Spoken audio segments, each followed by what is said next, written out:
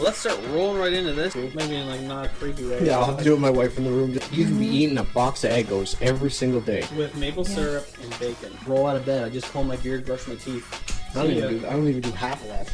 Kissing babies and signing checks. Oh, writing checks. Breaking necks. Breaking necks. Okay, bro. Yeah, go out, bro. You want to just start over again? Let's do it all. Okay. Welcome to the PM&A podcast. Hey guys, welcome to the PM&A podcast. What is going on? Guys, what is going on? Exactly. So, as you know, this episode is brought to you by Wavemaker Brewery out of Cambridge, Ontario. They are located on 639 Laurel Street in Cambridge, Ontario. So guys, they're awesome. They make really good craft beer.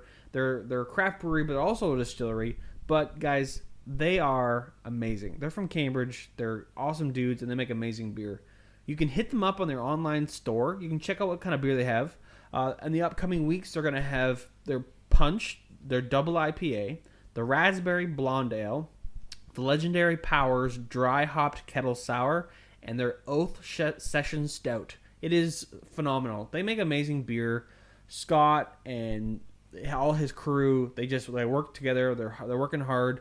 And they're also working hard through this COVID-19 stuff. They have an online store where you can order local delivery. They'll bring it to your house. I think it's like $10 more or something. But not just local though, right? Like they'll ship all over. If you're not locally, they will deliver Ontario wide. It can come to your house. So if you're listen to this podcast way up north in Ottawa or something, you can order some beer. It can get shipped to your house. It's awesome. They're also, because of the COVID-19 stuff, the tap room is unfortunately closed, but you can do curbside pickup. And you can also do storefront pickup where you can go in, see what's in the fridge, say what's up, and buy some awesome local beer from a local brewery. That's what's up. And make sure when you order the beer too that you send them a little shout out and say, hey, heard you from the PM&A podcast. Let them know we sent you. And yeah. That'd be awesome. We'd appreciate it. We like to hear from them, and we're in close contact with them. Good group of guys. So we would love to hear feedback, and they would love to hear feedback that you've heard us on the podcast. Because who's not listening to the PM&A podcast? Right. Right. Okay, ready? What's up? So, Jeremy, did you know that they've changed some things during this COVID thing? No, they didn't. Yes, Nothing. they did. 14 minus 5 is actually now 13. Did you know that? Doesn't make sense, does it? But do you know what does make sense? Is heading down to the Bearded Lumberjack and head down to his Instagram account. Why head down? Why are we heading down? Why are we you can head up. Let's you can head head up. sideways. You could head lateral. Let's head all the ways. Head your way online. Yep. And head your way to the Instagram of the Bearded Lumberjack. Head down to his website and his Instagram account and get yourself some beard oil and some lip balm. Now, he's got the right now he's restocked. He has the tobacco leather, the Cuban cognac, old fashioned. He's got a whole whack of different type of beard oil. Sweet. This guy is amazing at his craft. Go check him out. Send him some love. Tell him that you send him some information about what you want to see. Let's see. I was amazed to hear that he had bacon lip balm. Come on. Yep. For right now, he's running a promotion for Father's Day. You can get 20% off if you use a promo code #DAD2020. That is #DAD2020. And awesome. Get yourself 20% off. I think it's store-wide. He ships all over the place. He'll ship to Timbuktu or Timbuk3, wherever you are. Up and down. Timbuk sideways and forwards. Head on up and down. But head down there, get yourself some beard product, and again to let him know that we sent you down there. He'll send you some love, and get yourself some beard oil and fix your beard. Awesome. Thanks, guys. Hey guys, what is going on? How's it going, Erin? I'm great. Thank you for having me. So, guys, we just want to introduce. This is Erin Moraghan. And she is the owner of RevKor Cambridge. Now, RevKor it's a resistance band, like yoga thing, right? Like it's like I don't really know. I did a little bit of research. That's a pretty good description. We have a novel overhead system that uses resistance bands, and we started off when my business partner created the actual system, and we started off with her just doing yoga movements with these bands. And then since then, it's evolved to include a lot more variety with different high intensity workouts and strength workouts and kind of everything in between. So yeah, it's pretty dynamic. That's interesting. So I did a little bit of research, and I saw that your partner started it in 2012. It was based out of London, Ontario. And then she went on Dragon's Den to get a start. Like, did she get it? Or were they like, yeah, this isn't cool? Yeah, no, that's such a good question. They loved it, actually. And ironically, it's kind of how we met. So I've been working in the wellness industry more kind of on the business development side for most of my career. And I saw her on Dragon's Den after learning about the workout, and I saw it and I thought it was everything. I thought it was such an important workout. And I thought that her pitch was going in maybe the wrong direction. So she was pitching a home workout system. And I could just tell by looking at her presentation that this was a workout that needed to be done in a big group with lots of people, really creating that group fitness energy. So I connected with her after I saw her on Dragon's Den, and I ended up writing an article about her for a magazine I was working with at the time. And that's how we met. Oh, that's cool. So is this is your full-time gig? Like, you do this full-time at RevKor?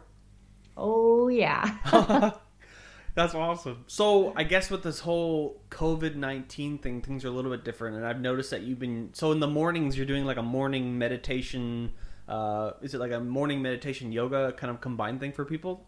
Yeah. So when COVID kind of shut everybody down, at least in my world, in my industry, I kind of asked myself really quickly, what's the best way? I tried not to worry about my physical business in the moment. And I just thought, okay, the world is kind of in crisis. And so how can I best serve? And so mindset has been probably the biggest differentiating component of my studio's business. And I just knew that this was something that I could do. So I just started going on Instagram every morning at 7:00, and I didn't know how long I would be doing it, but it's been going on for a couple months now, and it's been really cool. We've had people joining us from all over the world, which is really awesome. Unexpected. Yeah, it's been really fun.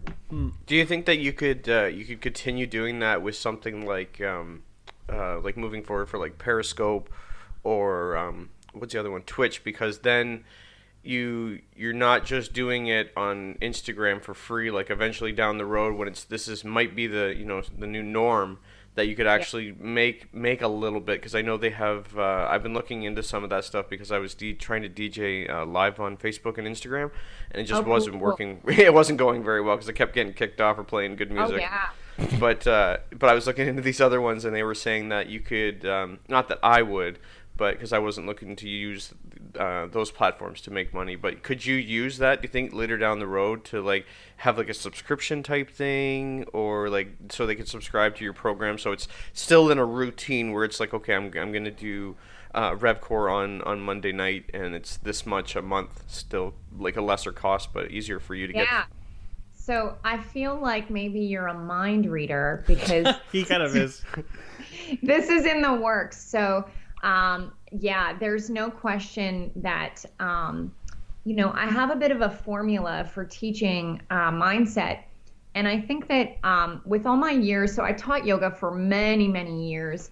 And I've also been in more of the strength and fitness world as well for a really long time. And with my mindset practice, I've tried to combine the energy of really building and striving and creating with some of the peace and the letting go of the yoga world and the meditation world.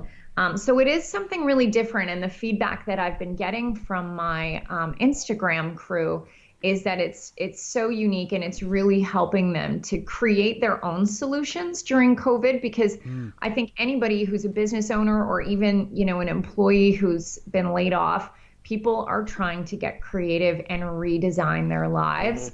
So, yeah, it's been a really cool thing to share this tool, which was just honestly my personal morning practice that I created for myself. I haven't shared it in the studio before, so it's cool. That is cool. That's Yeah. it too, though, right? Like you say, like everybody kind of, now that everything's changed, there's no routine. Whereas something like what you're doing, it's going, okay, I'm going to dedicate it to, let's just say Monday mornings. I'm my Monday morning routine with you. And it's kind of like, it kind of gets people back into that mindset of back into a routine, right? Routine's so important right now for people, I think. Like, I don't know if you agree. Probably you do. It's like, so people are so off. Like, I wake up, I'm like, wait a minute, what day is it? What do I got to do today? Like, literally, I woke up, I was like, what am I doing today? And I had to take 5 seconds when I'm waking up being like, oh yeah, it's okay. I'm kind of off today. I got to work in the morning a couple hours, and I got some stuff going on. Like, a routine seems to get people back on track, maybe even just like for mental health as like, in general. I couldn't agree more. And I think, we have to be more intentional than ever about creating routine, because some routine is kind of forced on us, right? Like you go to work at a certain time, or kids have to be at school at a certain time, and, workouts are, at this time. And so now here we are, and the days kind of become a blob. Like, is it the weekend? Is it Tuesday? Nobody knows. So we've never had to be so intentional with like differentiating the morning from the night, and like shutting your laptop down and creating the end of the workday. So yeah, I think for a lot of people, what we've been seeing is that more than ever, people are grateful and latching onto opportunities to create some kind of consistency because it's helping people get through, for sure. Yeah. So what type of program is it that you're running on Instagram then? Is it just like, are you doing anything with yoga or with the bands or anything like that, or is it just the other one, just that one for now? It's just me right here with my dogs snoring in the background usually, and I walk people through. I wouldn't call it a meditation. So there's 8 components to it. We focus on breathing, so a little bit of movement just to stretch out and get the lungs ready. We do a little bit of breathing. We do a different gratitude practice. We talk about forgiveness. We do some visualization.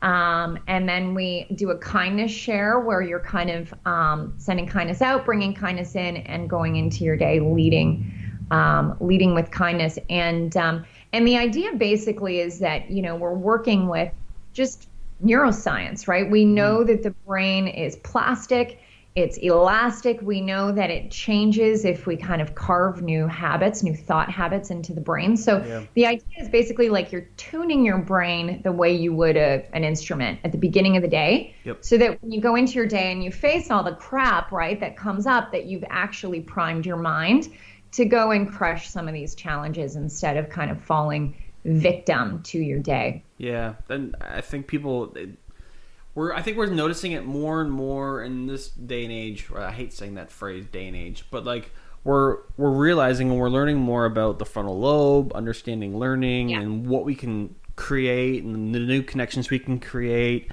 and how important just like taking time just to breathe and just taking time to just slowly start the day, because we just start the day and everybody just starts running. We're just hamsters on the wheel. We don't even stop to even notice things, and then by the end of the day they're not. You're not even growing. You're just doing the regular mundane things, and then you just eventually, when something bad happens, it makes you stop and realize doing because it's a routine. Yeah, you're like, what's my life? What's the point of all this? Like, instead of actually taking the time, like you said, just to stop in the morning and start slow, and then like realizing. Yeah, and I think we have all been like sort of that hamster on a wheel autopilot mode, and I think that one of the things that's really cool is people say this about their kids. People are stressed, the kids are at home, and obviously there's no school. But if you think back to when we were kids, like all of our wicked ideas came from being bored. And so I think we're seeing kids become bored again. They're being more creative, they're being outside in different ways. But the same is true for us, right? A little bit of stillness and even potentially boredom, hopefully, is where you start to come up with cool shit to do. Oh, yeah. Can I you can swear. That's fine. Speaking of swearing, it makes my wife make me want to paint. So I don't know if I'm like, oh, I got something else. What do you mean? She's like, shrubs still need to be trimmed.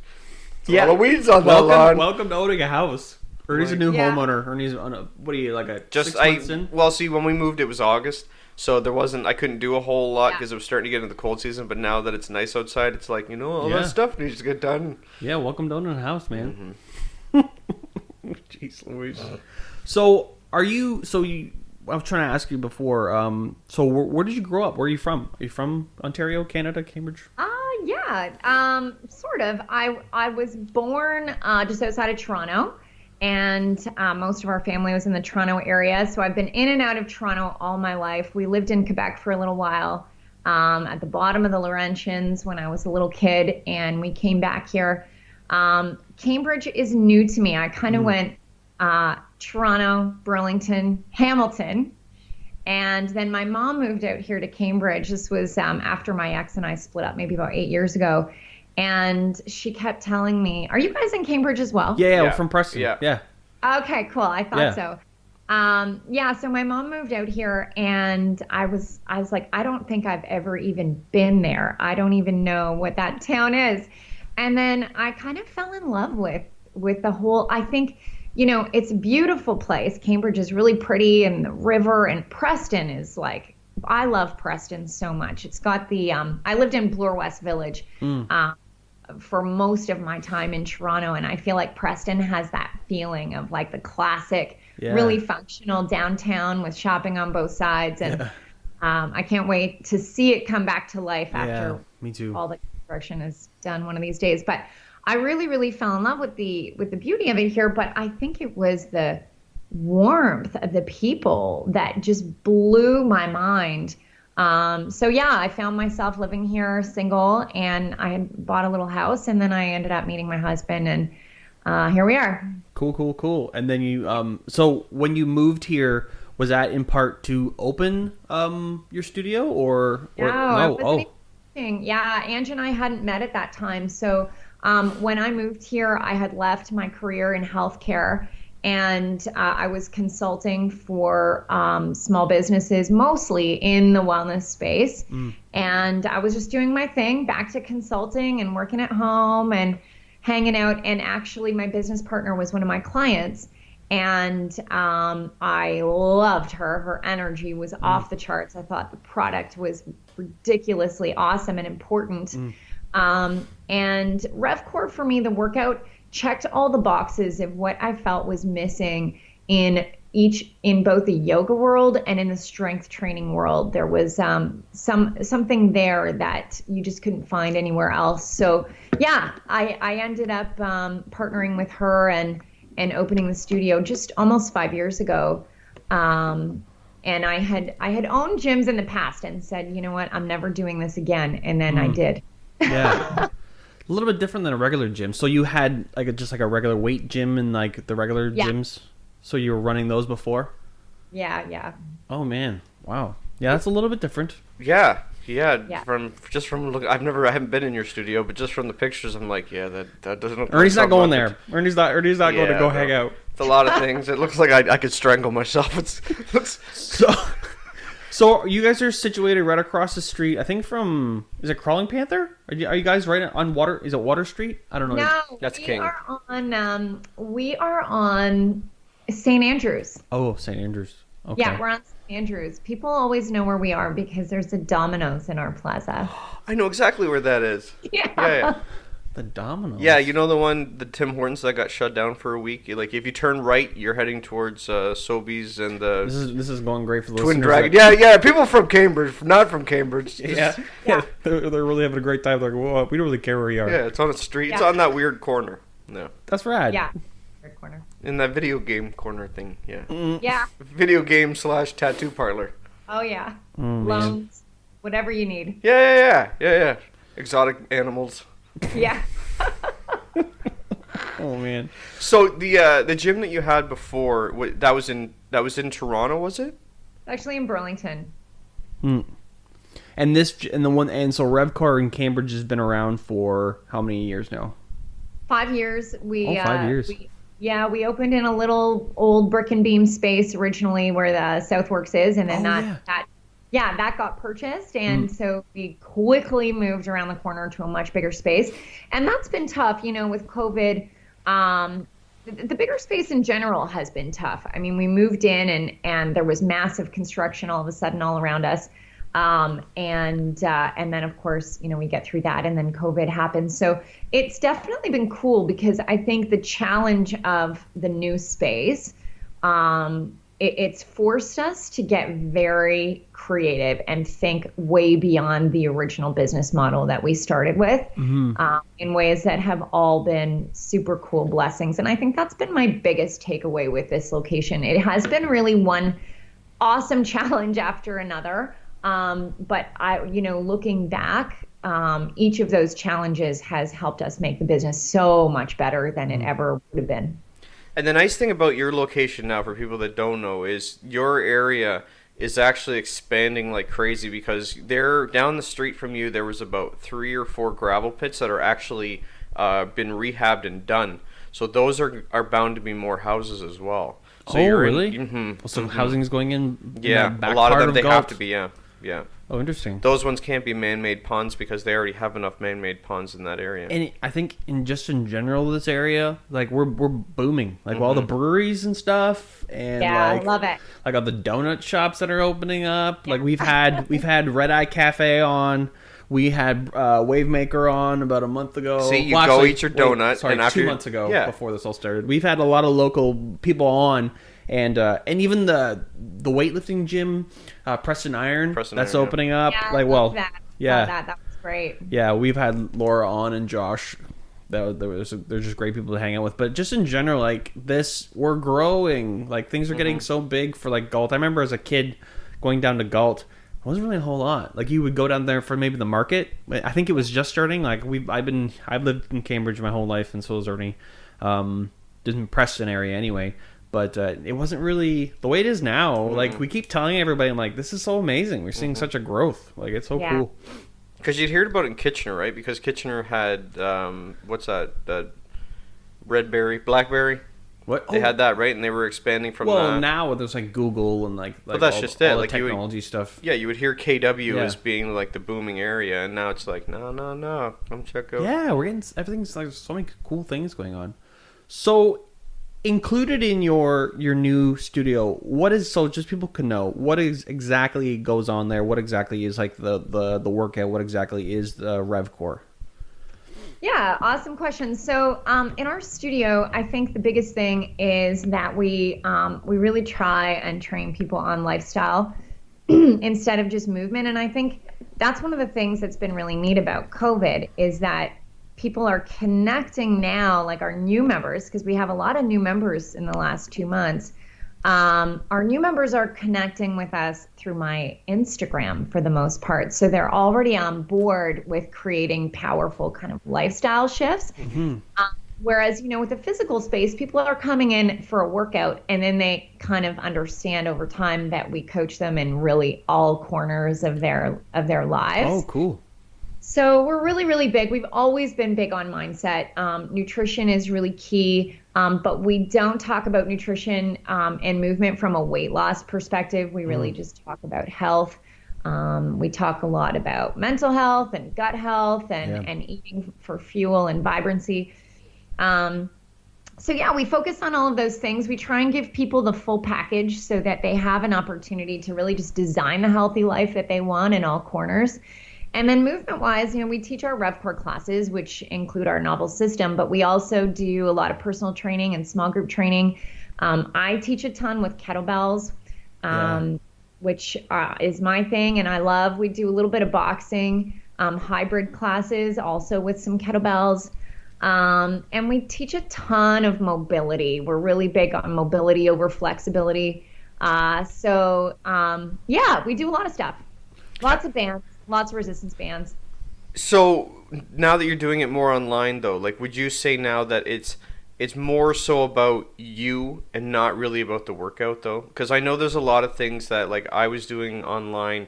Like, I was watching a bunch of videos and that, like, doing DJing and stuff like that. And there was a couple of people I kind of migrated to that even if some of the stuff wasn't what I was going to do, if I really enjoyed them, it kind of just, I was like... That's what she was saying before. A lot of people have been coming to it now because of the Instagram, right? Your Instagram and doing you did it naturally. You just started doing your own daily practice online. Yeah, and I think what's really cool is I don't teach a ton of the classes on our schedule. My team are amazing. I've got a really, really solid roster of trainers, and they're just really kind, great people. And so, our values are just really strongly aligned. And I think that, in the studio, we try to just make, I come from a hospitality background. So for me, I always think of opening the studio doors the same as I would opening the bar or whatever, right? It's like you just want people to come in and feel awesome. So we try to keep that strong on Zoom. And I thought that was going to be really hard, but it's not. And the one thing I think in the beginning that a lot of us in the fitness industry stressed about when COVID happened and many of us went online, I know not everybody did, but right away you're like, oh my gosh, I don't have production, I don't have my videographer and my wicked backdrop. And, as you said, I think it really became more about the actual authentic connection, and everybody understood that we were in our living rooms. Yeah, and, with the dogs snoring in the background. Yeah, and it just came about, you're 100% right, the people and what the feeling is. And I think it's proof, that it's like any business. You can spend a ton on everything and put, all the glitzy fixturing in and all the cool stuff. But at the end of the day, it's people and relationships that make people want to connect. Yeah, the people that if it's not genuine, like even doing this podcast, we keep it really real. Yeah. We're not really like we don't try to be somebody different. Or we've been doing this for like 2 years now. We've learned a lot from when we started, but like the key is like you got to be genuine. You got to be real. You can't try to like put something out there, because if you're trying to reach people to listen to you, just in general, we're not giving out life advice, or we're not giving health and wellness tips. No. We're making we joke around a lot and have fun, but like if you're not, even in that perspective, if you're not being genuine, you're right. Like it's like it comes through. Like my daughter was doing she's doing dance right now. They're finishing out the rest of her year on Zoom. And there was the one class she ended up getting rid of just because it just wasn't coming through. Like, I don't know if it was the teacher or what with her, but she just couldn't. She wasn't understanding it, and it was getting frustrating for her because she's like, Dad, I'm really trying, but I just don't get it. And I'm like, okay, well, we'll talk to the teacher and say to them, can you slow down a little bit? But I guess even that's hard because she's got to deal with 14 screens. Oh, the kids. Yeah. Teaching on Zoom is really weird. It's, first of all, your people are like an inch big. And so we try really hard to get up in the screen and look at them all and see them and make sure that they're doing all the right things and that they're at least sticking with it. I mean, we tell everybody this isn't a studio experience. We can't correct you and get our hands on you and see you all. And a lot of times people come down to the floor for planks and push-ups and you can't see them anymore. You just see like a dog jumping. And we see so many dogs and cats standing on people. It's hilarious. And so it's different in that way, but it's tough. And I think that teaching kids, I don't know how old your daughter is, but I think it would be even more of a challenge because they're all so different and what holds their attention is so different. So I kudos to all my friends in the industry and everyone, for trying to make this happen. It's really, really, it's cool, but it's a different challenge for sure. Yeah, it makes me have to learn a couple of them just so I can try and help her. She's 5, she's taking hip hop. So I'd love to see that. No, you don't. You really don't. It's too bad this is a podcast because I feel like everybody would really love to see a demo of some of your. It's sweet dance moves, bro. It's a mixture of hip hop and a seizure. So yeah. Oh, okay, that's a little weird. Like Twitch, you know that Elaine, that dancer, she kind of was she's more thumbs, more thumbs involved in that one. So that sounds like it could be the next big thing, I think. Thumb dancing on by Ernie. Yeah. We'll do it. That'll be our next promo. Yeah, we can't play music. We'll get kicked off of YouTube. So it was interesting you were saying you guys use kettlebells, and I've heard about kettlebells from the Joe Rogan podcast and heard about from On It and those guys, but like I don't even know anything about kettlebells. Like, what is really like? Is it a lot of like strength training or movement or? Yeah, I think what's kind of interesting about the kettlebell culture is that I feel like what we're seeing, I don't know, in the last couple of years is, are you guys familiar with like Animal Flow and some of the primal flow movements? Not at all. So I sang there Tiger King, if that matters. yeah, no, yes, that's also popular. But there's movement and fitness are doing some cool things right now, and I kind of think that what has happened is all we ever had in the fitness world was the fitness, right? You get on the machines, you grab some weights, and you do your cardio, and that's always been kind of the formula for fitness. Aside from, people do classes and, step and all these different aerobics classes from back in the day, right? And I think that when yoga came along, it gave people a different understanding of movement, similar to runners, right? You think about the runner's high. People who run are obsessed with running, and people who do yoga are obsessed with yoga. And I think that, what kind of happened is that people in the strength world started to love yoga and vice versa. And so we saw some movement evolution in the industry where, primal movement, which is kind of based on literally animal style movement, a lot of like moving around, crawling around on your hands and knees, crawling on your hands, like different ways of moving. You guys should look it up because it's pretty wild stuff. Yeah, I'm going to. I think it sounds like something my daughter and I could do. Yeah, I feel like you guys would nail this. And so I think that within that culture, because you can kind of move in a little bit more of a fluid, interesting way with kettlebells, I feel like we're starting to see this kind of merging of like the strength and the mobility world starting to come together. So, kettlebells are no different really than any other free weight. You can just kind of move them around with a different amount of fluidity, I think, and that's one of the things that people love about them. I didn't even get into yoga until like probably 2 years ago, and it wasn't until I heard that Henry Rollins, well actually Joe Rogan, who's huge for me to get into yoga, but then I was like, okay, I'm like yoga, I'm like whatever, and then I heard that Henry Rollins, he's the old lead singer for Black Flag, I heard that he did it. But I know he's also been into like heavy lifting and stuff. But I'm like, when I heard that he was into yoga, I'm like, I'm sold. So I got myself a mat, and then I started watching those YouTube videos, 30 Days with Adrian. And I just started getting into it. Have you looked into the DDPY? I think it's called. No. But yoga is so huge right now. Even like, so it's not weird anymore for like big bearded tattoo guys. Anymore. Well, for yeah, I mean, that's so interesting because as a yoga teacher for a pretty long time. What we see is so different. I mean, people always say, is yoga for men or is it for, whatever. And we've always seen, like, I taught yoga to, some CFL teams and to some NHL guys and to some MMA fighters. And so I've been working with guys in yoga for, I don't know, at least 10 years. So for me, athletes know this stuff. Henry Rollins, for sure. Joe Rogan has changed it. Yeah. Oh, 100%. 100%. Yeah. And so I don't know. I think it's really interesting because I almost, to be honest with you, think that yoga is especially good for men. I think that women need more strength and men need yoga more than anybody because just physiologically, you're tighter in your joints. Stronger usually in your muscles and more muscle mass, and so yoga is the perfect complement to you guys just existing. Yeah. Whereas women often need more muscle, right? Mm-hmm. Have you ever tried yoga, Ernie? I do a lot of stretching, but I've never tried yoga. I play goalie in net a little bit for ball hockey, so it's not really like I can skate, so I have to be flexible. And doing the splits, it does help to stretch, but I've never thought about yoga. You should try it out. I've told you that for a while.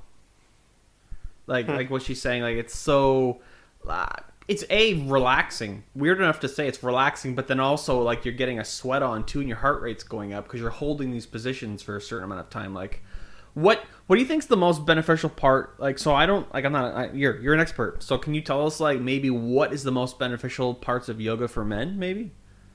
Yeah, sure. I mean.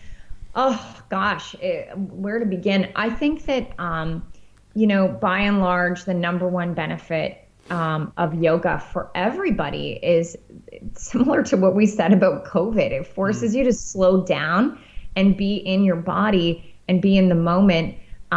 Yoga tends to be harder for men than for women because women are naturally more flexible.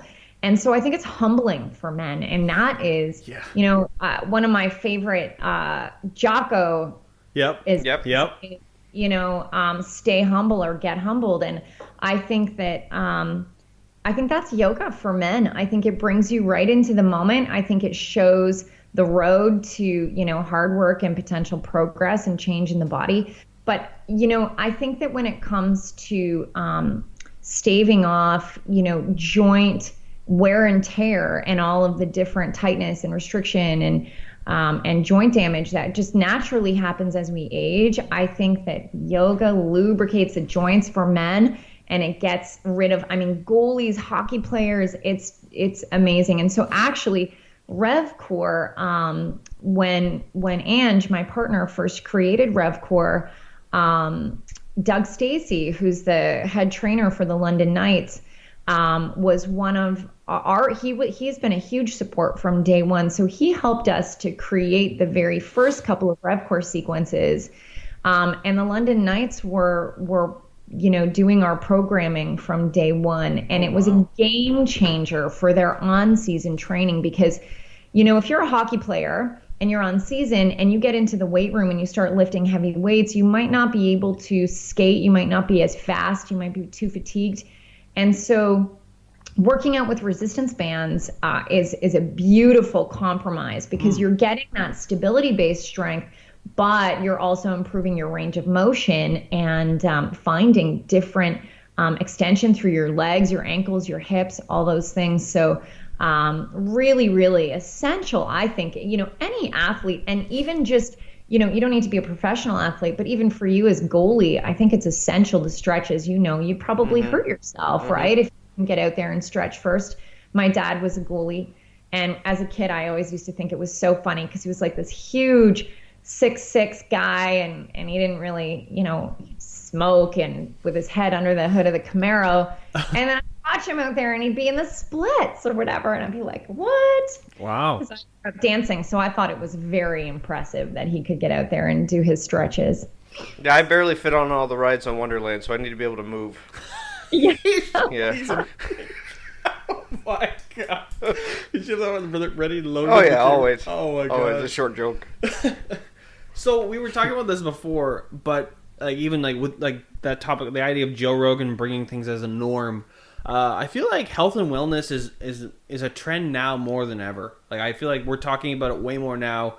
I work in the developmental field, help people in group homes and stuff, and we talk about gut health every day. We talk about it because every day we talk about it because it affects behavior. We talk about how important food is and how because we, as kids and stuff, we were trended to think about food as a pleasurable thing. Let's have a party. We're gonna eat food, not as a fuel. Is that you're in the midst of this? Are you seeing this becoming more of a trend on your end? Oh man, you nailed it. I love that you guys are having that conversation in your field. Wow, that's really progressive and impressive. I think also a lot of us grew up being taught that food is reward or it's self-soothing, right? Yes. So stop crying, here's some food, stop whining, go, here's if you do this, I'll buy you an ice cream cone, right? So it was a reward. And so, there's no question we're in an epidemic of health concerns, around the globe and especially here in North America. So I think that we're really underestimating how vitally important that nutrition conversation is. And whenever I hear somebody bring up gut health, I'm so wildly impressed because it is definitely the future of health. In my healthcare years, I worked in Toronto at University Health Network raising research funds for research into autoimmune disease. And so it's really interesting because I still keep in touch with some of the head guys who I used to work with and raise money for. And the gut health conversation still hasn't really reached mainstream traditional medicine in reference to inflammatory disease in the body, and we know that everything is inflammation. Everything. We used to think inflammation was joint disease, and now we know it's cancer, heart disease, obesity, diabetes. Everything is inflammatory at the root. And so this is why I love that Joe Rogan has put, crazy ideas out there talking about, the carnivore diet, talking about things just to kind of push the envelope a little bit and get people thinking. I thank God for that, because it's really, he's put some cool issues on the map, which is just amazing. Yeah, and it's for, people that are laymen and don't really go into the field and aren't really reading a lot of health and fitness books and stuff. I wasn't really I played sports as a kid, same with Ernie. I played football and rugby, and we didn't really talk about diet at all. We didn't at all. And even growing up, our parents weren't huge into be okay, so my mom would make healthy meals, but we weren't talking about oh, so when you wake up in the morning, even intermittent fasting is new now. People are I do it every day. I do it. So we do it every day because it affects the way I think and it affects the way I feel.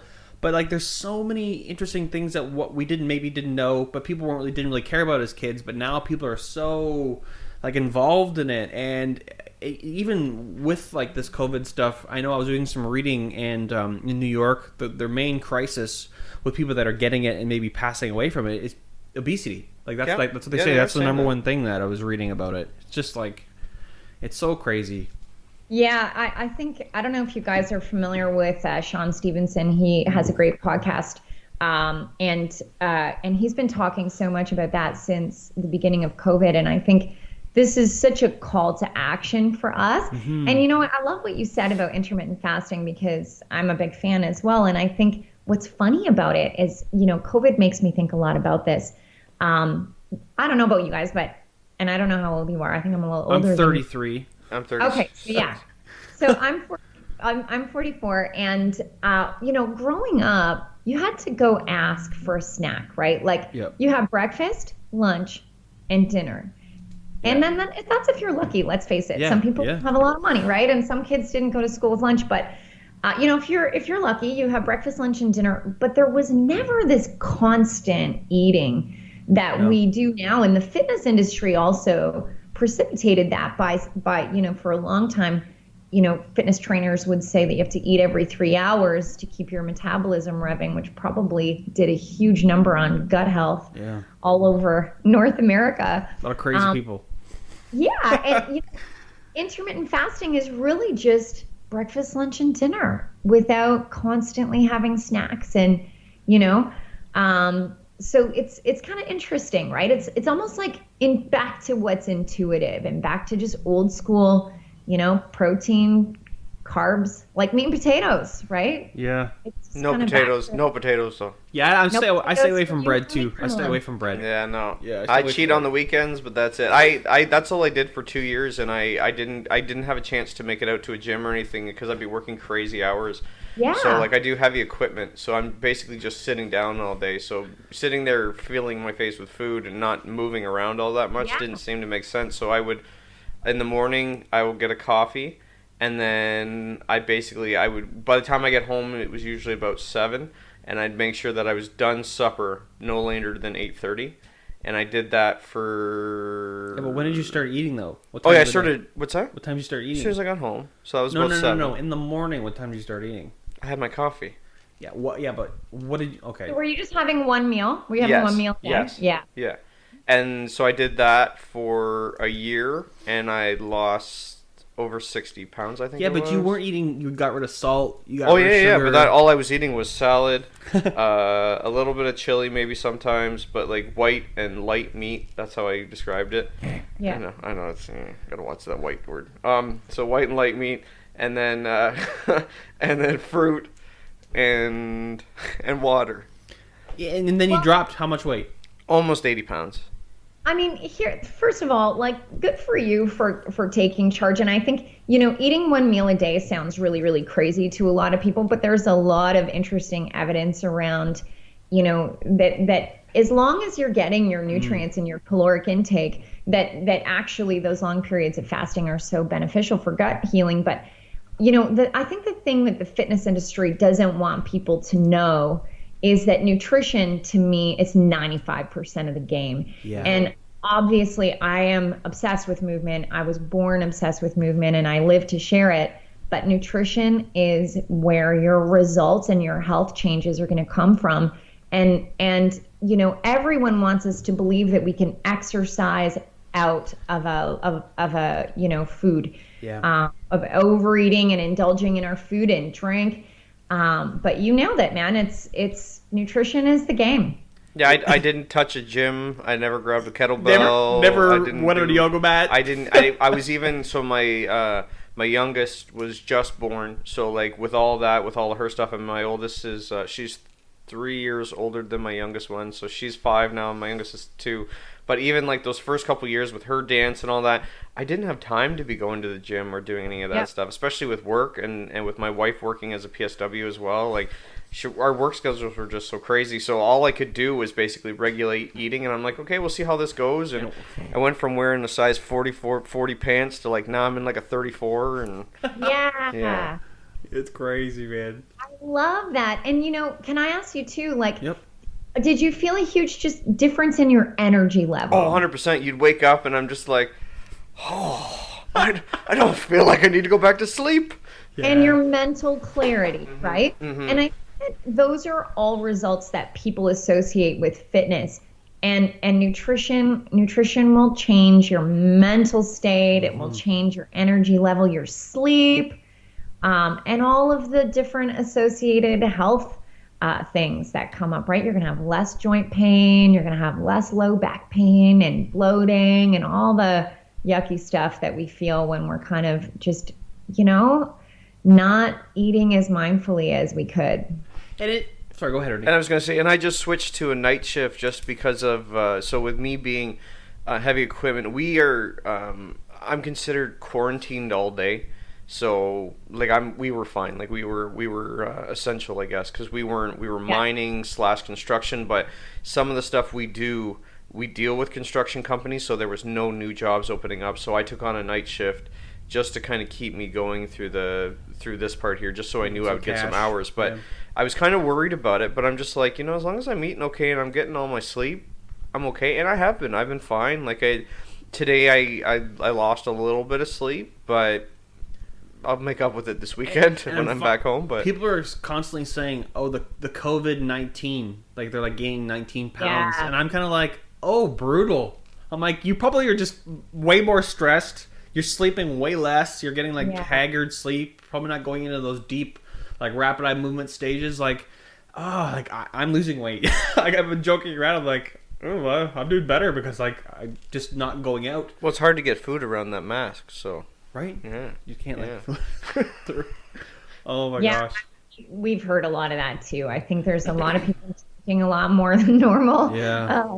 There's a lot of snacking and stuff. And a lot of people have been extremely anxious about, COVID. It's brought up a lot of uncertainty for people. And so a lot of people obviously cope with food. But I think, what's great is that, if you can do your best to keep your health as a priority, then your immune system is strengthened, and that needs to be everybody's priority. I think, whatever side of the fence you're on with masks and no masks and whatever's going on in the U.S., man, oh man, I've got so many friends and colleagues in the U.S. who are rallying for, all sorts of rights to open their businesses, and it's so interesting to watch. It's that's so like.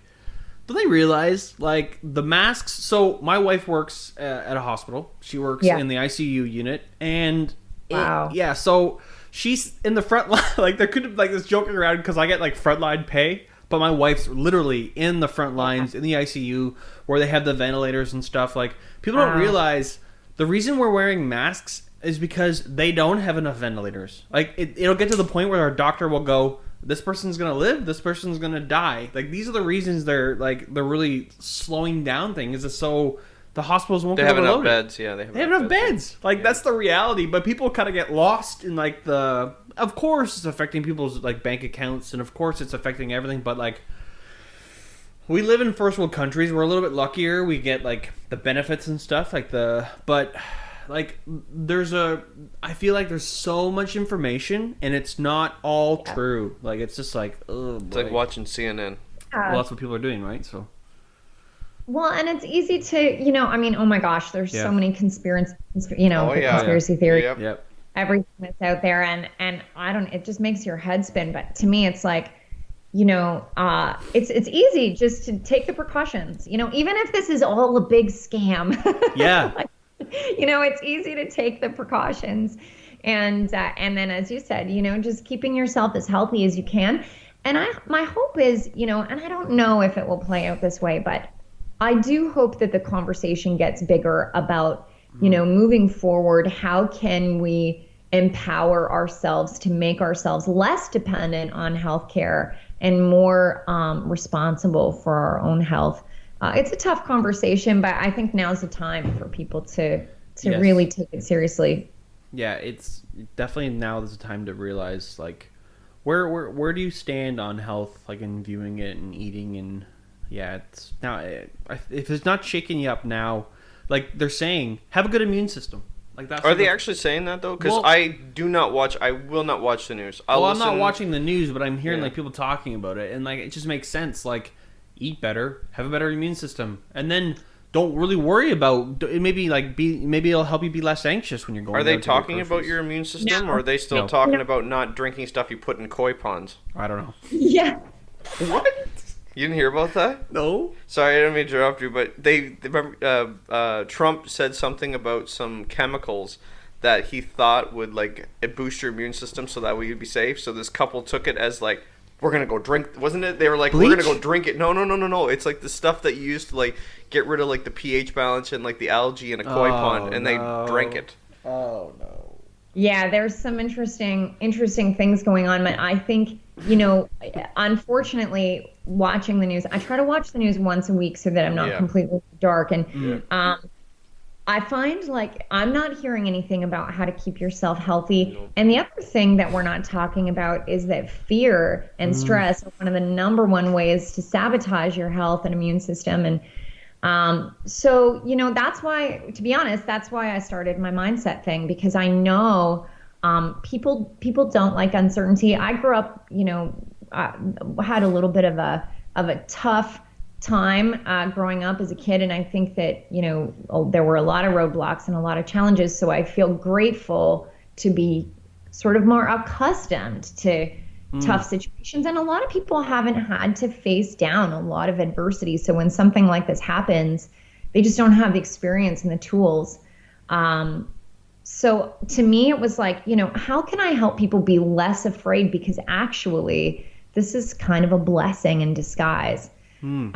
If we can take it as one. I just, my favorite thing is just seeing kids be bored. I mean, kids are so busy, and so I love it. I love seeing what they come up with. Yeah, I don't have kids, so all I have is a dog. But I think there's a point there to say too, like maybe parents. I don't know. I'm completely being like, I'm throwing this out there, but like you have to pay attention to your kids now. Like you actually have to like sit down and like hang out with your kids. Like there's statistics coming out where unfortunately there's a lot of like people getting like angry at each other. There's more domestic things going on. I have heard that, yeah. So people can't. You can't just escape. You can't just hide away behind your phone or at work or going out, or you actually have to have conversations. You have to be real with each other, and kids are kids. And like Ernie and I grew up probably like you two. We were outside all the time. Like we get yelled to come back inside. Everybody says like, well, I didn't come in till the lights went on or something. Always that saying. But like, kids stay inside. They sit in front of their computers. Like I have a client of mine. He's a young man, and he doesn't like to go out. He doesn't like to participate in a lot of things. But now that he can't participate in anything, the conversation's changed to being like, well, I don't want to go out. Now he's saying, I wish I could. And now he's saying, wow, I can't wait till I can go here. I can't wait to go out there. When before he didn't want to go, but now he's realizing the difference between those two situations. It's so interesting to see that. I think, I don't know what point I was trying to make with that, but like it's interesting how kids are and people are viewing it and what's happening day to day because of it. It is a blessing. I agree with you. To me, I'm like, shake the dust. Like I've lived through some harsh shit in my life, and this is nothing. So Yeah. you know, this is nothing compared to like what other people have lived Yeah. through. So you're a little out of your comfort zone. Like this Yeah. is reality. Yeah, and that's where the good stuff happens, right? Yeah. That's Yeah. where you kind of learn what you're made of. And so I don't know. I think it's been really cool to see people dig deep and get creative, and also to see a lot of business owners reinvent themselves. And some kind of can't and have to really, really think outside of the box. But yeah, and it's neat too, because you talked about the breweries and some of the local small businesses here, which those businesses, I think, define the culture of all our little towns all over the world. And and so I think it's just going to be so interesting on the other side of this to see what our entrepreneurs do. There's going to be I mean, we already see it, but I think it's just going to continue to get more interesting and inventive. Yeah. So if tomorrow they come out and say, okay, we can go back to licking hands and high-fiving again. Yeah. And you don't lick hands, high-five? No? Okay. Because you want to get sick. No? So we can go back to normal. And would you think that like the online classes, like, do you think things like that, like where it's like, you're working from home and more digital, do you think that's going to be implemented more now? Or do you think it's like online courses and like working from home and things like that? Do you think like that's going to be more of a thing where they'll like implement it like once a week you have to stay home for work? Or do you think like it's just going to be like as soon as we can go back to work, we're just going back to how it was? No, I mean, and in my industry, we've all collaborated on a lot of surveys, and the message is pretty clear that people. I mean, retail stores opened this week, some of them. Yeah. And people are out, and I don't know if you've noticed traffic is busier. Yes. But, Oh yeah. Oh yeah. At least in my industry, people are expressing it seems to be kind of split three ways, where people are just pumped to get back at it and they don't care about restrictions. Other people are excited to get back at it, but are very nervous and really want to know that all of the precautions are going to be in place. And then there's a whole subset of people who are not coming back anytime soon, who are really fearful. And, I think there's no question that online is here to stay with a vengeance. With our members, I mean, even though like a lot of us just live 15 minutes, 10 minutes from the studio, that's still a half hour there and back. And then you change and you do all these things. So if you're coming at lunch, it's so easy just to walk over there to your television or your laptop, do a fast workout, sit right back at your desk. So, I think if I had asked my members 3 months ago, would you be able to stay consistent with an online workout? They would say, hell no, not a chance. I'm never even trying it.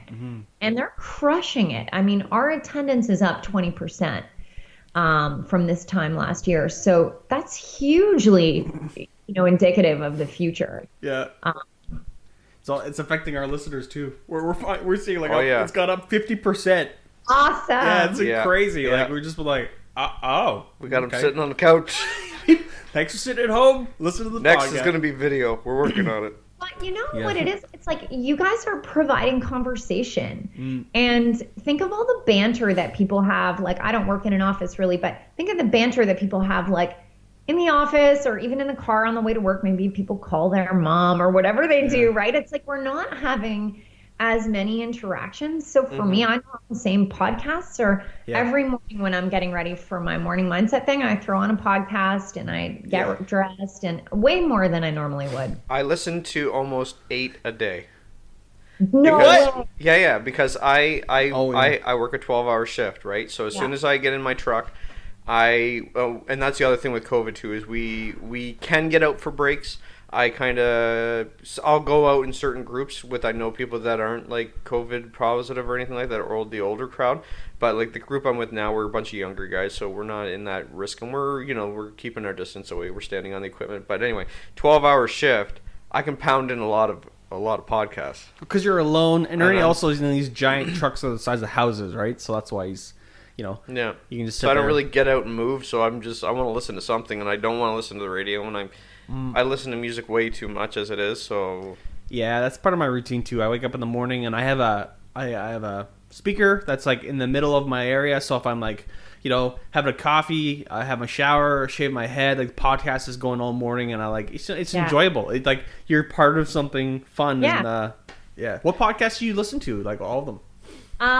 Well, I don't know. Oh my gosh, I listen to so many. I definitely listen to Joe Rogan, and I really love the Model Health Show with Sean Stevenson. I'm not gonna lie, I also listen to Oprah's Super Soul Conversations. All right.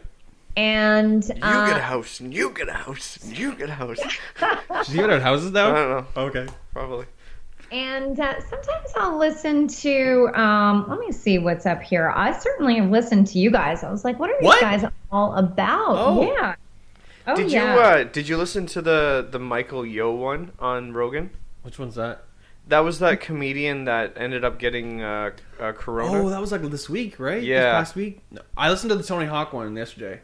Was it good? No, was it good? You know what is so fun to listen to? I grew up with Alan Cross. Yeah. Like, do you guys listen Yep. to the history of new music? Yep. I could listen to that for eternity. I could just listen to that for hours and hours. Yeah, I like Alan Cross. I've always liked Alan Cross. I always Yeah. thought he was such an interesting dude, and I'd be like, "Oh, I didn't know that. Oh, I didn't know that." I remember he was the one. So he was, just the history of music in general. Like the one episode about the Clash. I love when he was talking about how they go.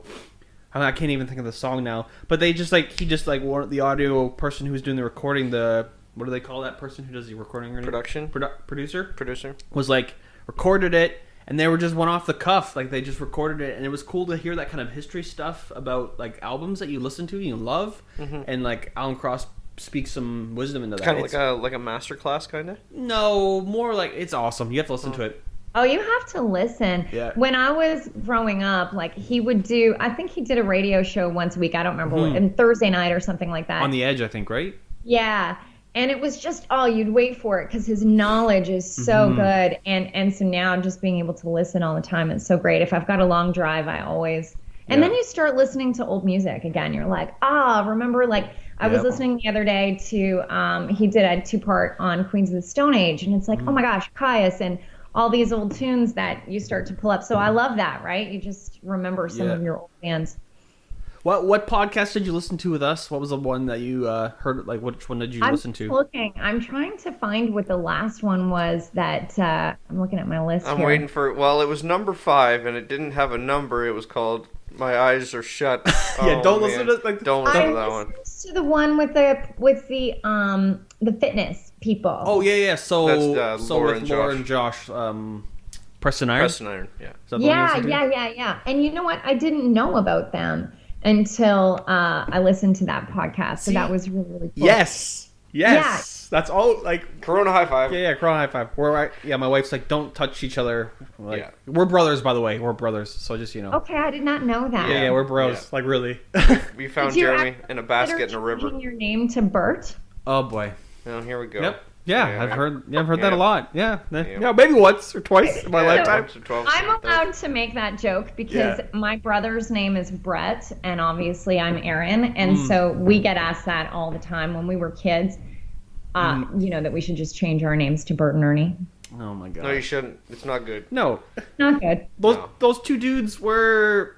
Never mind. They enjoyed each other. Yeah, they came out, right? Yeah. They were progressive. They weren't before brothers. Progressive was a thing. They weren't brothers. No, they weren't. They were not brothers. No. Let's hope. They were eating crackers in bed. Anyway, so yeah, that was definitely a thing growing up. They're like, oh, here comes Bert and Ernie. And I'm just like, no, I have a really nice name. It's Jeremy. It's beautiful, and you're going to use it. Please don't call me Bert. Or I had so many nicknames growing up. In high school, to this day, people in high school that see me, so like my nickname in high school is Bobby Hill. And so some of the people listening are like clapping right now. So I have a bunch of people from the high school I went to that listen to the podcast. But I was nicknamed Bobby Hill. I was pudgy. I had a shaved head. He looked exactly like Bobby Hill. Yeah. It was 100%. Yeah, 100%. Like I don't even know who Bobby Hill is. So do you know the King of the Hill? From Family Guy. No, King of the Hill. King of the Hill. That's what I meant. Yeah. King of the Hill. Yeah. So the little weird kid. Yeah, I was Bobby Hill, and I was at Wavemaker drinking beers with my dad one time, and a bunch of people came in. They're like, "Hey, Bobby!" And so my dad's name's Bob, and he's just like, "Do those I'm like, they're talking to me. He's like, oh, I get it. Dad was like, I'm so popular here. Yeah, he's like, who are these young people that know me? I'm like, Well known at the brewery. Yeah, well known around these parts. No, it's just so. I don't know why we're talking about nicknames. Oh yeah, because you asked Bert, Ernie, and I. Yeah. Yeah, we're Sorry. No, it's okay. We buddy trail. We get off topic. It's totally rad. Yeah. You were gonna ask us questions about us anyway, so we totally just like took over on this podcast. Yeah. So it was a dark and stormy day. Stop. I'm going to interview you guys for Yeah. a second. Okay, so, go ahead. Okay. So tell me about why PMA? Why was this the vision for your podcast? You want to go? Me go. So I know Jeremy was always a huge person on positive mental attitude, and when we decided to start this up, that's a bit of a story too. We've told it a million times. Yeah, people know about it. Yeah, but yeah, when we started it up, I was like, you know what? Because there was going to be 3 of us doing this, and it was just like I knew that Jeremy and I we could hold it down. Yep. And we had someone else who showed interest. I'm like, okay, so there's 3 of us. PMA. I'm like, I could make it the pessimist, the minister, and I was the a-hole. And we could kind of play on that a little bit, but Yeah. it was kind of like, but we could still, positive mental attitude because we're all pretty fun and lighthearted guys, and we can. But also, we wanted to be fundamental in positivity because, like, I grew up into the hardcore scene, and I was into a lot of hardcore. And if you listen to the one podcast, I had my mentor, the guy I looked up to. So He was shaking during the entire podcast. do you know the band? He was so excited. Do you know the band, the Cancer Bats? Have you ever heard of the Cancer Bats? So Liam, the lead singer, I'm kind of buddies with him, and so I always like kind of talked with him and stuff. But I've always looked up to him.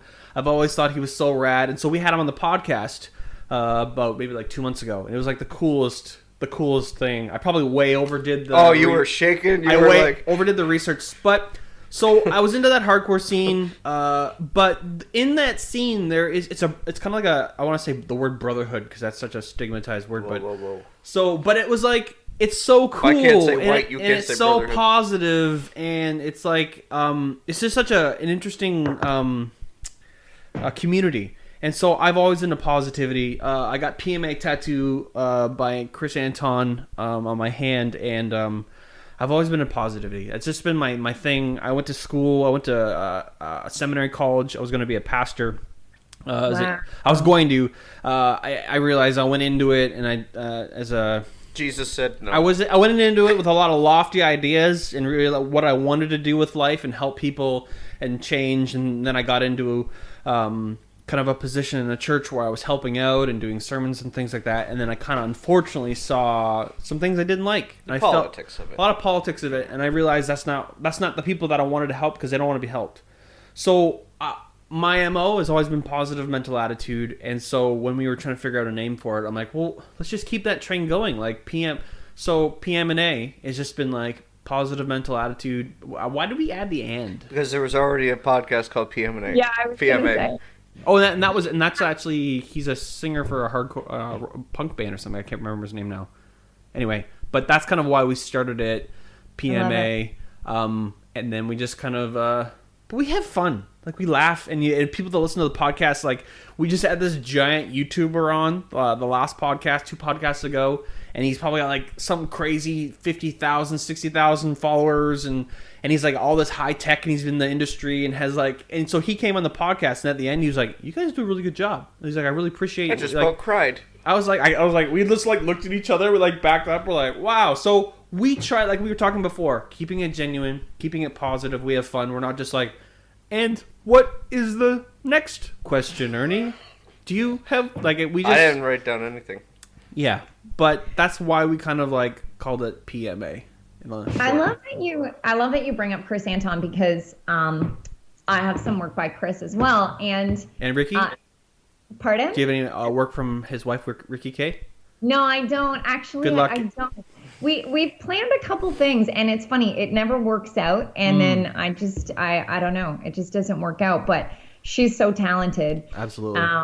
Just really, really talented. But it's funny because going back to your question before about does it become more about you? Like I think Chris is an example of. I love having work by Chris because of the PMA. Like he's just such a positive, interesting guy to hang out with.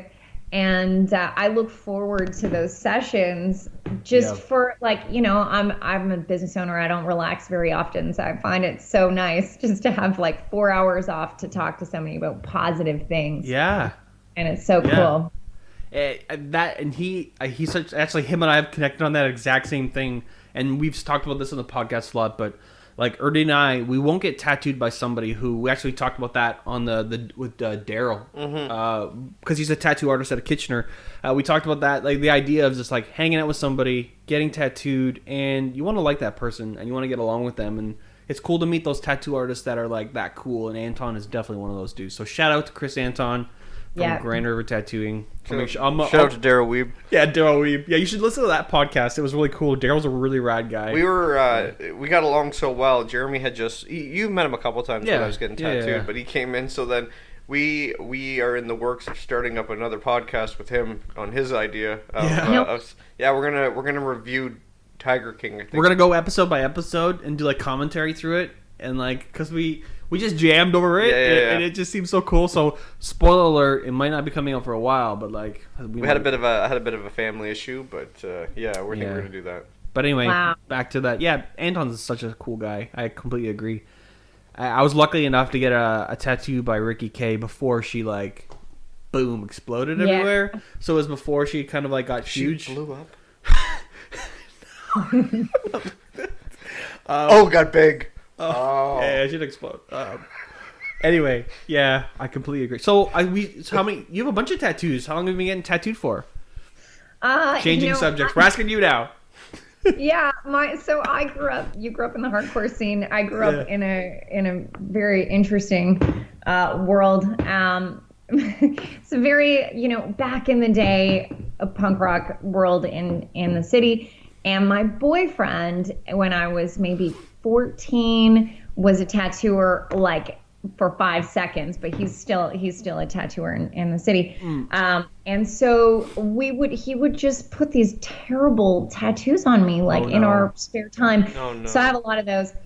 So that's when it started. Those are probably all covered up for the most part now, but I have some really old tattoos. And it's funny, when I was working corporate, it was such a big deal. 20 years ago, you had to hide everything, and it was just such a faux pas. And then, I think when I knew for sure that I wasn't going to be going back to corporate, that's when I kind of let myself tattoo my arms. But it's funny because now it's like, oh my goodness, I can't believe I cared about that. So it's interesting, right? Yeah, definitely. Like Ernie and I got our tattoos. Like we always say this, before it was cool. Like you. Like before it was cool, we got tattooed, and like my first one was like up on my like shoulder blade, and like so I could just like put a t-shirt on. You could see it if my shirt like raised up a little bit, and then once I realized what I wanted to do, and once I realized, like you said, like what my career and stuff, and I knew that what it would be cool. And then I'm just doing this. And also, I moved out and got kicked out of my house, where I was living. My mom kicked me out, and so when sorry, mom, and I was like, I'm just getting tattooed. I was making my own money. I'm living my own life, so just rip it up. Yeah, I know. Yeah. Are you got your hands covered? Like, or are you just like just sleeves and like back? No hands. Not yet. I don't know. No neck, no face, no hands. Yeah, don't do your face. Oh, you don't do your face? Oh, not yet. So I keep telling people I'm gonna get because I have a shaved head. I'm like, I'm gonna get a big one right on the top. No, it's not. Don't even care. Yeah, I'm not gonna do it. Yeah. Do you have your legs done? No. Yeah, I got one on my leg. I will never do it again. So the back of the leg hurts a lot. That's hurt. Yeah. Are you familiar with Crawling Panther downtown in Galt? Yeah. I don't know those guys, but yeah, for sure. I know that they're all. It's funny that the tattoo world here is political. What? And connected. Yeah, it's so interesting. I find there's like all these little, this person likes this person, but then these people are someone else, and I don't know. No. Really? Tell us. Well, I don't know. I don't want to hear this. Yeah. This is all confidential. Okay, come on. We hit stop. We're not recording anymore. We'll stop. Yeah. No, that's totally. I don't really know much about it. All I know, like most of my friends are still, like my old friends are all in the city. And so it was funny because when I came out here, I'm trying to remember how I connected with Chris initially. I don't even know. Someone had a piece by him, and then he was in Guelph, right? He was working in Guelph at the time, and I called him up, and it was like I had no idea where to go. I knew about Thrive. I knew Crawling Panther hadn't opened yet. No. And yeah, I was like, I don't know who's who and what's what. Yeah. And so yeah, and then I found Chris, and he's the only person who's tattooed me since. Although there is a girl, Lila, who I did get a bigger piece from in Burlington, who does ridiculous work. But yeah, I don't know. I love hanging out with Chris. So anytime I want something done, I'm like, hey, Chris. Yeah.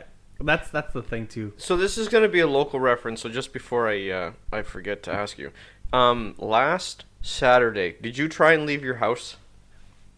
What? That's a weird Your question. area. Yeah, such weird questions. Were you trying to drive around your area? Galt. Your Last area. Friday. Did you notice there was massive traffic? Last They Friday. were giving out free 6-packs, and Remember? it shut down the whole area. Yeah, so do you mean what was going on at Tapestry Hall? Yeah. Yeah, so those guys are friends of mine from way back in the day. So Kyle Priestley and his wife Carolina are running the event firm, right? That's their company. Cool. They're managing Tapestry Hall and all of the madness and goodness that's going on with the brewery and all their events and everything. So Kyle actually was a DJ. So I used to own an event planning company in Toronto, a little catering and event planning company. And Kyle was a DJ that I hired in an emergency because my big name DJ, I can't even remember who it was, but he was expensive. Not that big.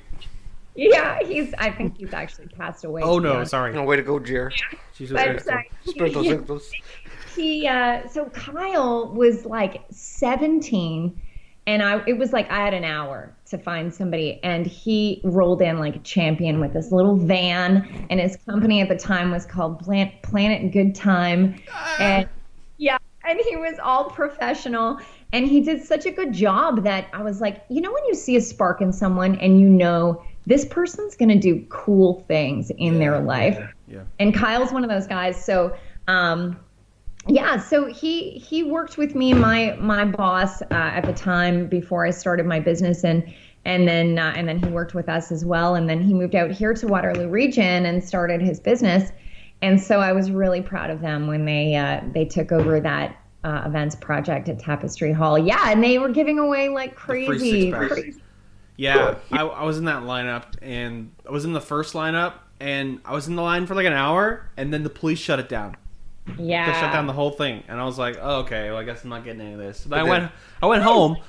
But the cool thing is like I've been in contact with the person who is doing their Instagram, and I've been trying to like from the podcast point of view, be like, hey, so come and talk with us. Like, yeah, we'd love to, but you have to talk to our brewer guy, who's I think his name. They gave me the name Kyle. I think I have to look back on the messages. But I messaged them like, hey, you guys still up and running? I want to get that free. Yeah, come back. We're good. So I was in and out like 15 minutes while they're waiting an hour. Nice. But like No it was way. yeah, but it was so bad that the cops had to come down and like shut down the whole thing. Well, I mean, I don't know if you have a lot of U.S. listeners, and I'm sure you must have people yeah. listening all over, but Yeah. here in Canada, that's, especially in Ontario, that's unheard of. We don't give, Free I mean, beer. things have changed so much with liquor laws here. So the idea of people being able to line up for a free 6-pack, I mean, that doesn't happen. Yep.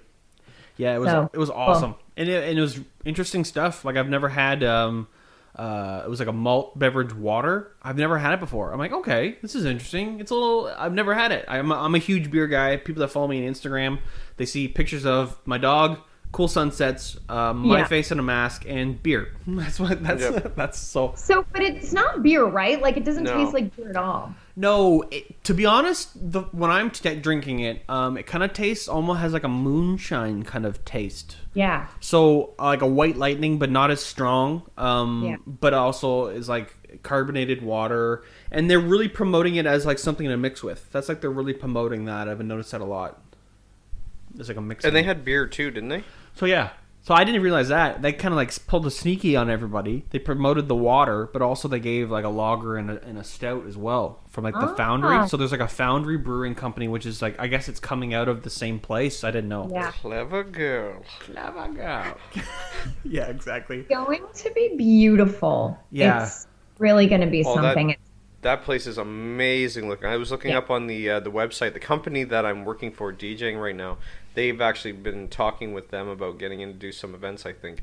And Awesome. It's beautiful in there. I can't wait to get in there and see it. I think about them a lot because, you know, anybody like that who's in the middle of launching something new, you know, I have quite a few friends who were just about to open, you know, a bar or a store. You know, it's really been tough. And I think a huge operation like that with, you know, events, you know, think of all the weddings and things that have probably been canceled. Like, it's just hundreds of thousands of dollars. And so it's tough, you know, but they'll get through it. They're innovative people. They'll figure it out. Yeah, I'm not as big. I've rebooked 5 this year. Ernie's a DJ. So yeah. What kind of DJing do you do, Ernie? Events. So I do like weddings and stag and does and birthdays and charities and. You should come do a huge class with us in there. What do you mean? Do I DJ or do I have to do the class? DJ a class for us, yeah. Okay. It's so fun. Okay. It's so fun. Oh my gosh, That'd should. be cool. I'd do it. Ernie's really good. So I'll speak for him. So a little bit of history of Ernie. Ernie's a huge music guy. Have you ever heard of the KW Symphony? Of course. So Ernie was in the junior KW Symphony. That's how much of a music nerd he is. Huge music nerd. So we got to play with the KW Symphony too. That was fun. Wow. So as kids, like my mom really pushed us into music, and so like I played trumpet when I was 6. I've been playing since I've been 6, and Ernie's played trombone.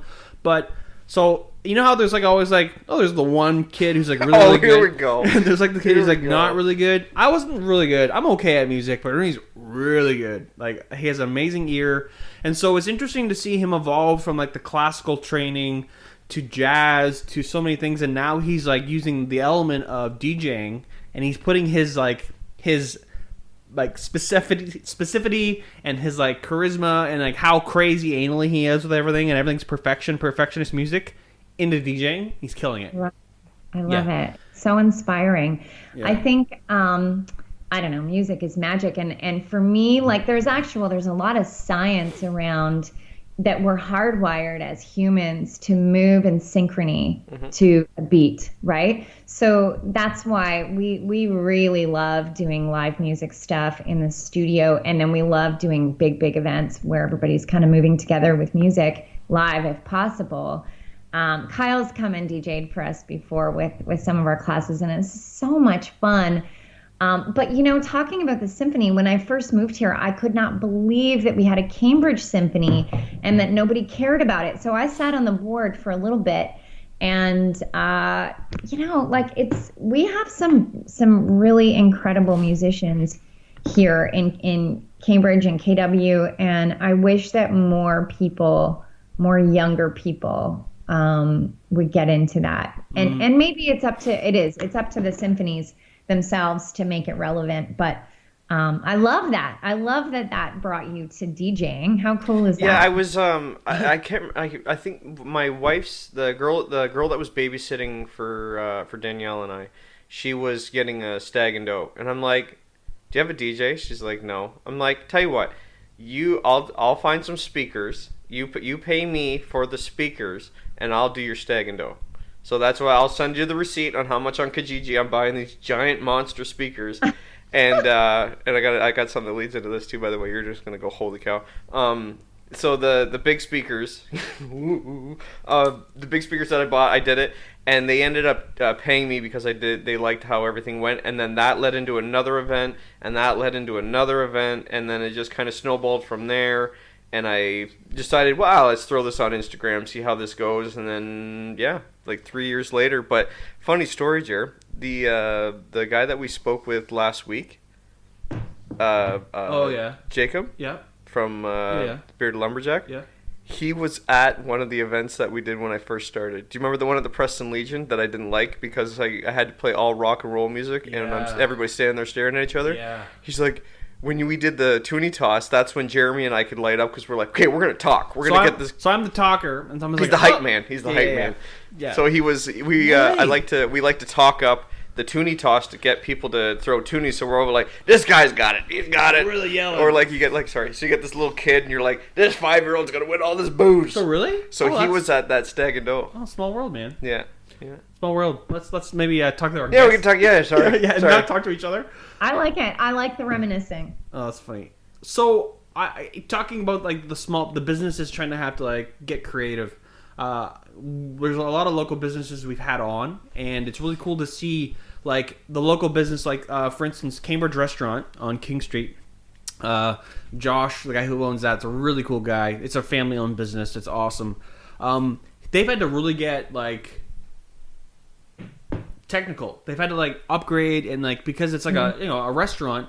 What they've done is amazing and it's blown up and they're so successful right now with this outdoor pickup kind of backdoor like order food and stuff, and people like the community is like getting around them and they're totally supporting them.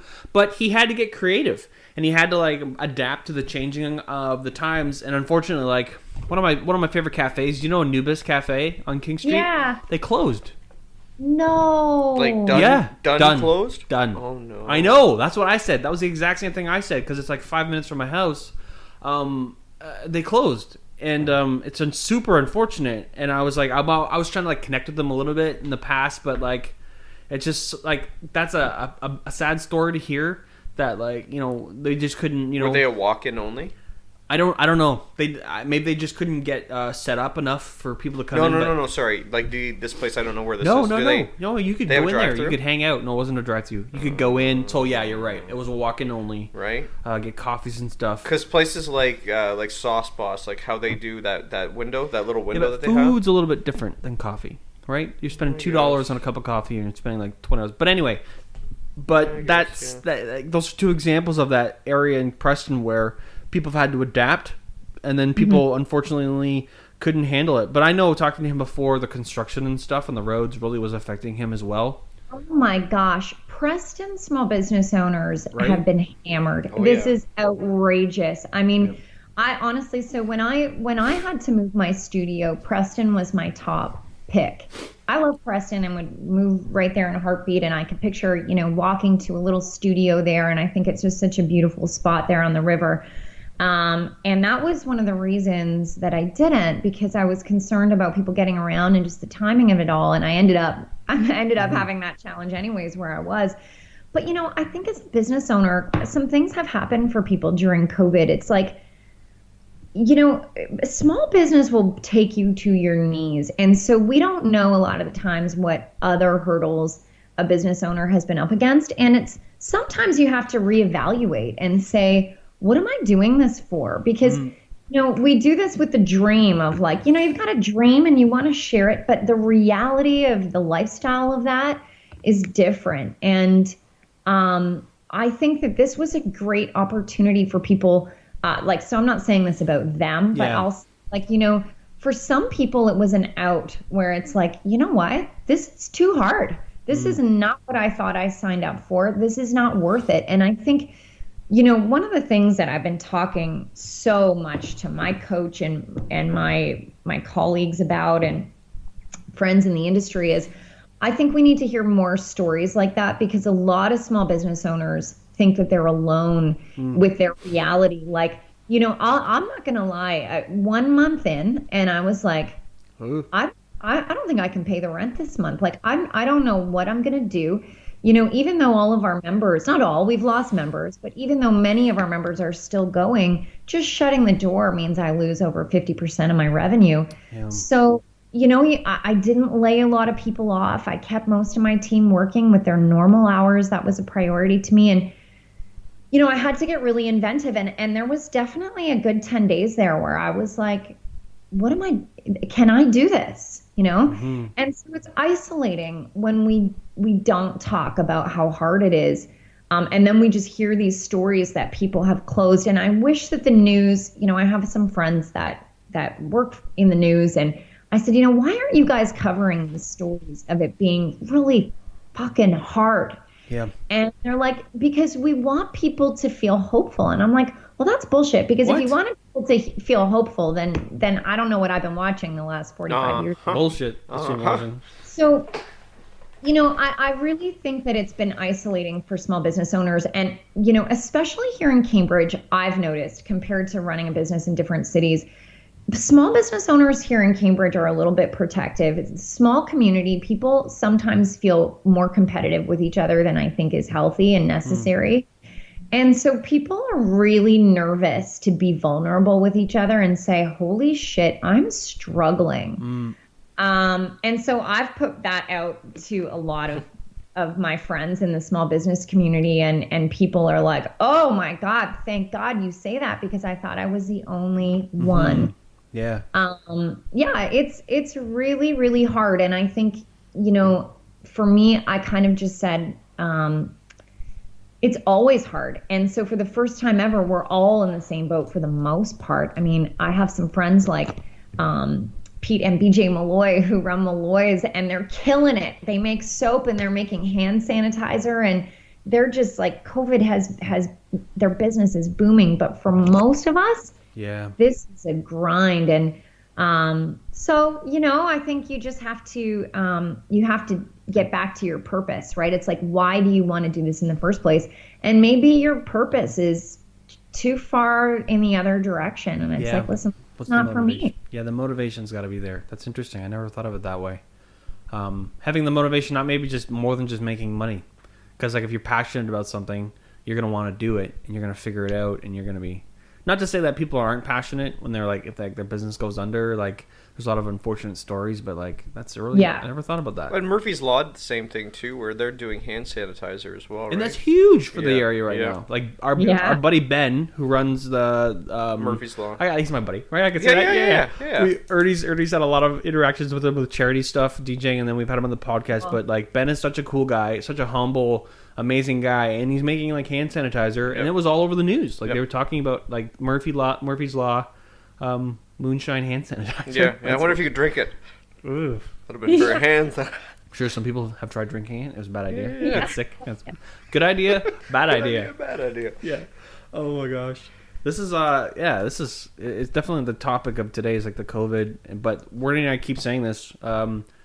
Support local. Like it's so huge, and we're a local podcast, but we have like listeners all over the world, Australia, Japan, like all over, and we've had people all over the world come and talk to us. Like we have a buddy in Australia, people in the States, but we keep it local. We talk about local stuff all the time, and the people that we have sponsorships, it's local, and we just tell people about it, and because it's so important.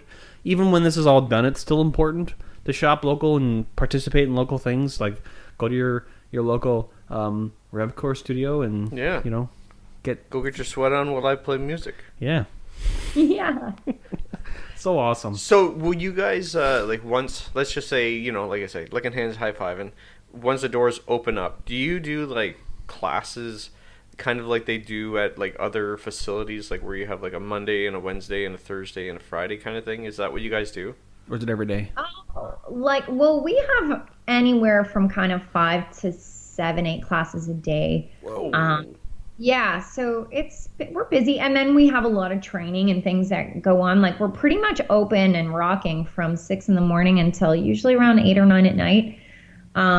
So it's busy, and so when things reopen, I won't be in a rush to people in my space. I want to feel like, part of what we do is so energy based, having people in community together. If we can only have 6 people in at one time, and it feels weird, I've got friends open in the US, and you go in and it's kind of scary. It's like everybody's in a mask and gloves, and they have to be 10 feet apart or whatever. And I'm not sure how healthy and inspiring that feels for people. Oh, I couldn't imagine doing yoga in a mask. Downward dog and like a hazmat suit. Well, you're breathing. Oh my gosh. Yeah. Yeah. And even just, I don't know what the doctors say, but even just the idea of doing an intense workout wearing a mask, I don't know. Does that feel nice? I don't think so. No way. So for us, we won't be in a rush to be open. And I think that this is the puzzle right now, where I'm kind of trying to take it a day at a time, because what we do is we throw a party, man. On Saturday mornings, like there could be 60 people in one class, and it's rocking, and it's like, blasting heavy metal on a Saturday morning at 8 o'clock. So that's what we do. And I can't duplicate that with 4 people. Yeah. Oh but my we gosh. can on Zoom. So it's actually been really neat. It's like, I do believe that our members would rather work out all together however they can than one-on-one. It's just a complete, I mean, that's what personal trainers are for, right? So it's just a completely different experience. Man. The only thing I don't like about Zoom is the audio quality is nowhere near as good as Facebook Live and Instagram Live. So I've looked into doing that because Zoom makes way more sense, because then I won't get kicked off because of all the copyright laws that they have. I'm currently banned from Facebook Live at the moment because I tried to do some things. You devil, you. Yeah. I won't talk about it because they're probably listening right now. I didn't do anything illegal, I promise. FBI, open up. But I looked into doing it with Zoom and then just sending out the link, but the audio quality wasn't all that great. But again, that's not your main thing. Is just audio. Well, like you're trying to. You're right, and what we have done is, I mean, you can't play music through Zoom. It sounds like crap, and so we will share playlists with people. That's smart. Yeah. Yeah, so we're just like, we try and share a fun playlist every week and for different classes. And so, and that's fun. And I think it just gives people something else. They're like, oh, this is the actual playlist, because they hear our music all the time. And, what's funny is, like, a lot of our members definitely don't listen to our kind of music. And so it's really funny because now they do. They're at home and they're doing their own workout with our tune. So based on what's going on right now and what's going to be happening later, can you let people know where they can kind of like reach out, where they can see the information, and where you guys are located, what's going on, like what can people expect going forward for you and RevKor? Yeah, so right now we're doing memberships online, and it's actually been great. We've had a lot of people joining us from all over. I mean, we even have somebody participating right now from Italy. So that's been really neat, just having the boundaries just explode, right? As you guys must have uncovered when you started your podcast. It's like, there's people from Japan. Like, that's so cool. I'm like, how do you know English? No, you don't. I'm just kidding. Subtitles. Crazy. So we're continuing with virtual membership, and coming down probably in the next kind of 6 weeks or so, I'm going to be launching some personal online courses focused more on mindset. And so I think the best way for people to get in touch with us is to follow my Instagram. And then my blog is up, which is carveyourpath.ca. And so you can always stay in touch with what's coming up there. Cool, I jumped on your Instagram just to see, like, when Jeremy told me who you were and you were coming on, I was like, okay, I'm looking at it. I'm like, well, this is intense. Like, I'm like, it's like everybody here is from, like, Ninja Warrior. What's Ninja Warrior? Really? Oh, yeah, from the Instagram. I'm like, that looks intense. I'm like, they got, like, the tensor bench. I'm like, is that those people that, like, spin around the ribbons that you see on the thing? Like Cirque du Soleil? Yeah. I love it because when people see that our suspension system hangs from the ceiling, I think they think that we're doing aerial yoga. Yeah, I really did. Yeah. And we don't even remotely hang on those things. So that is not the idea. We're just using resistance, and it happens to come from over your head for different cool exercise physiology. You're going to have to go down, Ernie. You're going to have to go down. Yeah, what's that joke? It's like when Jeremy went to go to the gym, and they're like, sir, what are you doing? You're like, I'm working out. Like, sir, you're playing in the scaffolding. No, I like that joke. No, you don't like that one? Sorry. I apologize. No, it didn't go anywhere. Okay. Thanks a lot. Yeah, no, I definitely, I would love to go down and check out your studio for sure. It's not that far away, so. You guys are welcome anytime. It's so, I worry, guys, I worry the most about our yoga studios, about our neighborhood yoga studios, because, like I think about hot yoga and just that feeling of community, and yoga studios are such a little hub of community for towns. And I know of a couple local ones who have closed permanently. So it's tough, right? And so my heart goes out to all the studio owners and all the gym owners. There's some great CrossFit people in Cambridge, and we got to band together. Do you guys offer that hot yoga as well? I was going to say this. Do you guys do hot yoga? No? No, I taught hot yoga for a really long time, and I absolutely love it.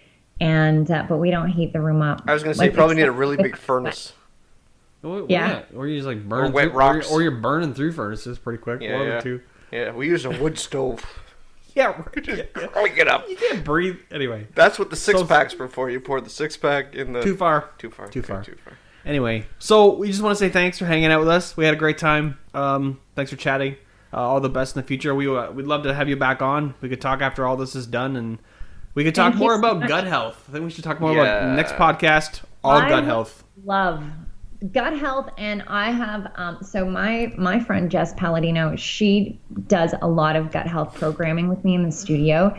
She is so funny. She's a dietitian, and she'll be saying normal dietitian things, and then she will say things that are so weird and offside. I think she would make a great guest for you guys. So you both should come on once I would things love it. once we get back things rolling and we're back in the studio. This is our studio. We'll get all the mics set up again, and then we'll have both you guys on. We'll all talk about gut health.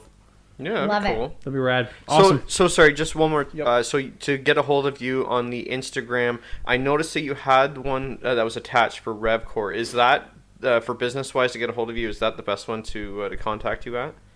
Probably my personal Instagram. It's at Erin Moraghan, which is Erin ERIN MORAGHAN. But usually that's the best one to reach me at. And Great. that's where the morning mindset practice is too, and that's what a lot of people have been jumping into. So, And sorry, how often are you doing that program? Did you say sorry? The morning mindset? every day, Monday to Friday, 7 a.m. Eastern.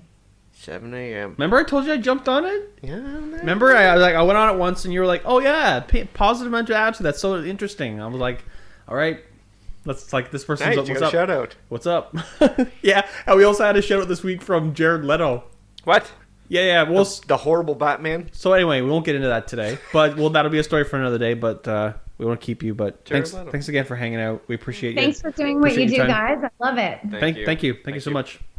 Have an awesome weekend. Yeah, you as well. Be safe. Wash your hands.